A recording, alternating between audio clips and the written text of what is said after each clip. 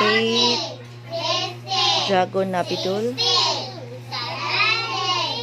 And they were familiarizing numbers because we are going to teach them multiplication. So for the meantime, this first week, we are going to let them familiarize numbers together with the volunteers, Jermaine and Annalyn. And these 8 little Jago Nabidul girls were age 4, 5, 6, and 7. So we are still rooting of who among them can memorize multiplication in 2 months. Fighting.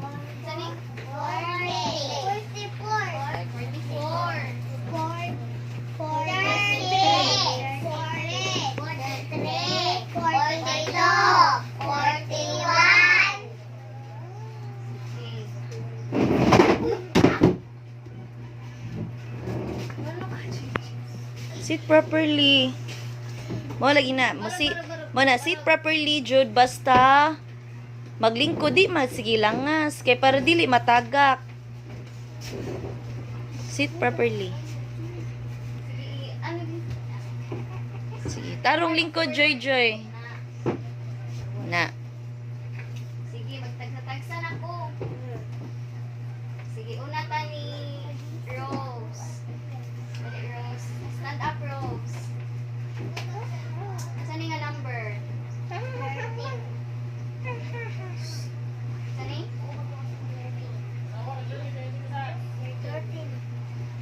Lower your voice.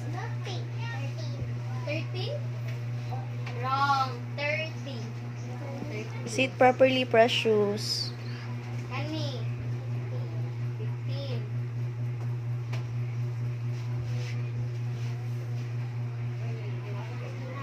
49. Okay, very good, Papa. Denisa. Denisa. Kani. Walay magumong. Saan nga number? 53.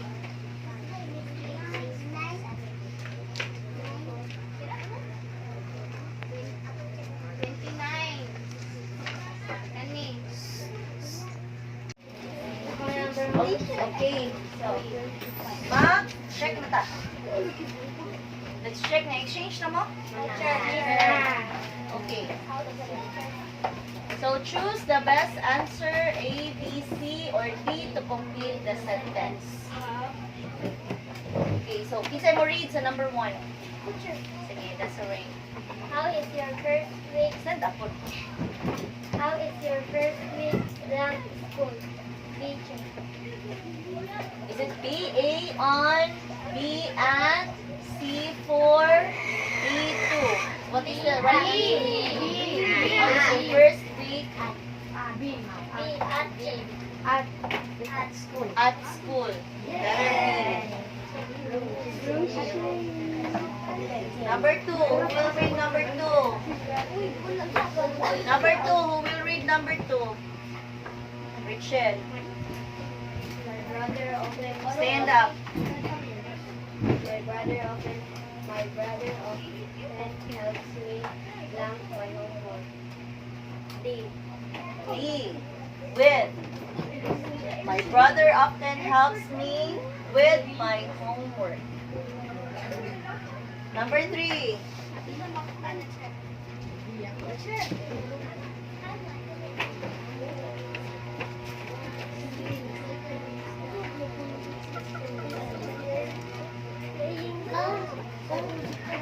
Who will gonna read number 3? Kobe. Megan lang badminton with her friends in the backyard. C. Schoolyard. Huh? C. Playing. C. Playing. So Megan is playing badminton with her friends in the schoolyard. A. Having. B. Studying. C. Playing. D. Doing. Playing. Letter C. Who will read number 4? Number 4. Sige, Ateya.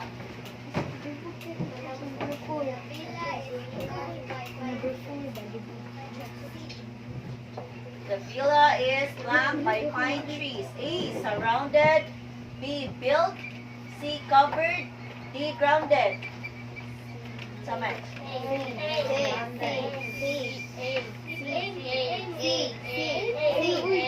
Who says A? Kisay mo yung A.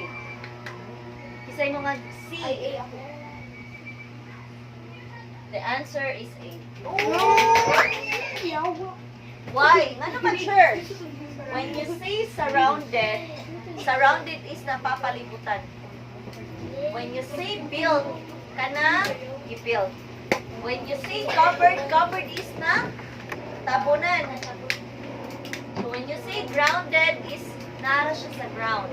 Nakalibot siya sa ground. So ang bila ko no is, or it is like a village man siguro. Surrounded by pine trees. Dili siya kay covered. Okay, number 5. Who will gonna read the number 5? Go, Shane. We do blank in the gym every afternoon. Okay. We do blank in the gym every afternoon. A. Table tennis. B. Football. C. Judo. D. Homework. If you're gonna ask what is judo, judo is same with karate. So, unsa man? Judo. C. Number 6. So we're gonna read number 6. Number 6. We'll read number 6. Yes, Zunaya.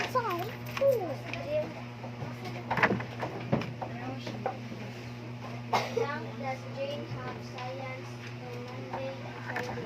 It is a question mark. So sa pag-read, basta question mark. Science. What does Jane have Science science on Monday and Friday. So say answer. D. Letter D. What D? Does Jane have science on Monday and Friday? Teacher. Letter D. What time does Jane have science on Monday and Friday? Number 7. So let's have Chandria. Go, Chandria. Number 7. What day studies of and mathematics lesson? What's the answer? B.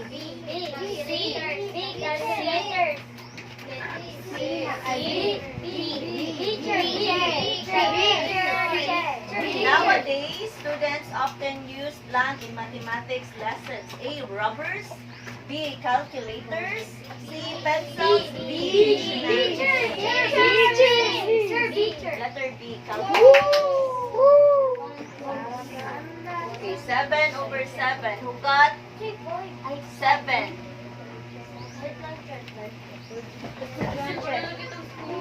Who got 7? Raise your hand. So does Ray write perfect? Who got 6? 5. 4. 3.